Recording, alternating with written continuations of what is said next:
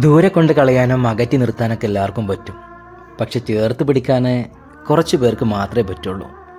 നമുക്ക് ചേർത്ത് പിടിച്ചൂടെ ഈ സ്നേഹം കൊതിക്കുന്ന കുഞ്ഞുങ്ങളെ?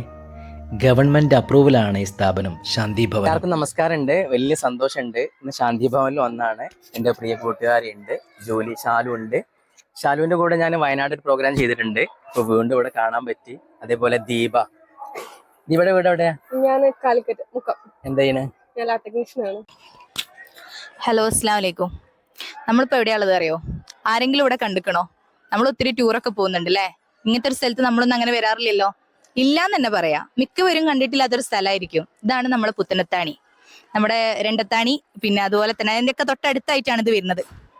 പിന്നെ വലിയ ദൂരങ്ങളും കാര്യങ്ങളും ഒന്നും ഇങ്ങോട്ടില്ല. ഞാനൊക്കെ പറയുമ്പോൾ എവിടെ നിങ്ങൾക്ക് അറിയാലോ, കോഴിക്കോട്ടുകാരാണ്. അപ്പൊ നമ്മൾ ഇവിടെ എത്തിപ്പെട്ടത് എങ്ങനെയാന്ന് വെച്ച് കഴിഞ്ഞാല് നമ്മളൊരു ഗ്യാങ് ആയിട്ട് വന്നാണ്. സ്ട്രേഞ്ചേഴ്സിന്റെ ഒരു ട്രിപ്പാണ് സ്നേഹസ്പർശം. അപ്പൊ അതിന്റെ ഭാഗമായിട്ടാണ് നമ്മൾ ഇവിടെ എത്തിയിട്ടുള്ളത്. പിഞ്ച് ഓമനകളെ കാണാൻ വേണ്ടിയിട്ടാണ്. നമ്മളെ വീട്ടിലുള്ള കുഞ്ഞു മക്കളൊക്കെ ഉണ്ട് അല്ലെ, ഒത്തിരി പേരുണ്ട് അല്ലെ. അപ്പോൾ അവരെ പോലെയുള്ള കുഞ്ഞു മക്കൾ ഇവിടെയും ഉണ്ട്. അപ്പൊ അവരെയൊക്കെ ഒന്ന് കാണാൻ വേണ്ടി വന്നതാണ്. ഇവിടെ കണ്ടു, ഇവിടെ ഒത്തിരി കാര്യങ്ങൾ ഇവിടുത്തെ കേട്ടും കണ്ടു അറിഞ്ഞു മനസ്സിലാക്കിയിട്ടാണ് നിങ്ങളോട് സംസാരിക്കുന്നത്.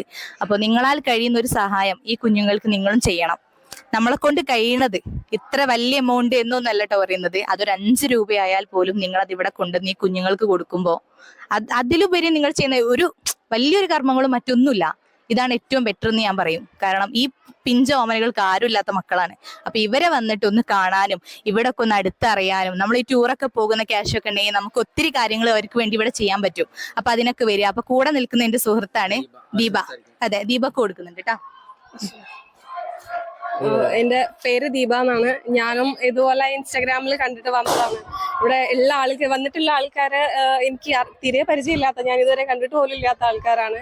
പക്ഷെ ഇതിന് മുന്നേ ഇതുപോലെ വർക്കുകൾ ചെയ്തിട്ടുണ്ടെങ്കിലും ഓൾഡ് ഏജ് ഹോംസിലൊക്കെ പോയിട്ടുണ്ടെങ്കിലും ഇത്രയും ചെറിയ മക്കളുള്ള സ്ഥലത്ത് വന്നിട്ടില്ല. അപ്പൊ വന്നു കഴിഞ്ഞപ്പോഴാണ് നമ്മൾ അതിന്റെ ഒരു നമുക്കും മനസ്സിന് എത്രത്തോളം ബുദ്ധിമുട്ടുണ്ടാക്കുന്നുണ്ട്. അതുപോലെ നമുക്കും കുട്ടികളുണ്ട്, വീട്ടില് കുട്ടികളുണ്ട്.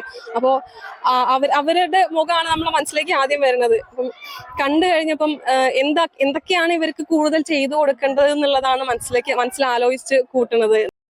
പരിചയപ്പെടുത്ത എന്റെ കൂടെയുള്ളത് അർഷയാണ്. അർഷ, എങ്ങനെ ഉണ്ടായിരുന്നു ശാന്തിഭവനിൽ വന്നപ്പോ? എങ്ങനെ ഉണ്ടായിരുന്നു അനുഭവം?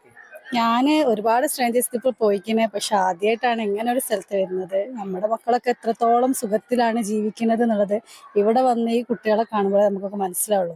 പറ്റുകയാണെന്നുണ്ടെങ്കിൽ എല്ലാവരും മക്കളെ കൊണ്ടുവന്ന് ഇങ്ങനെയുള്ള സ്ഥലങ്ങൾ സന്ദർശിക്കുക, എന്തെങ്കിലും ചെയ്യാൻ പറ്റുന്നുണ്ടെങ്കിൽ ചെയ്തു കൊടുക്കുക, അതൊക്കെയാണ് വേണ്ടിയത്. നമ്മൾ ഒരുപാട് അവിടെ ഇവിടെ വിനോദസഞ്ചാരങ്ങൾ പോകുന്നതിന് പകരം ഇങ്ങനെയുള്ള സ്ഥലങ്ങൾ പോയി കാണുക, സന്ദർശിക്കുക, ചെയ്യാൻ പറ്റുന്നത് ചെയ്യുക.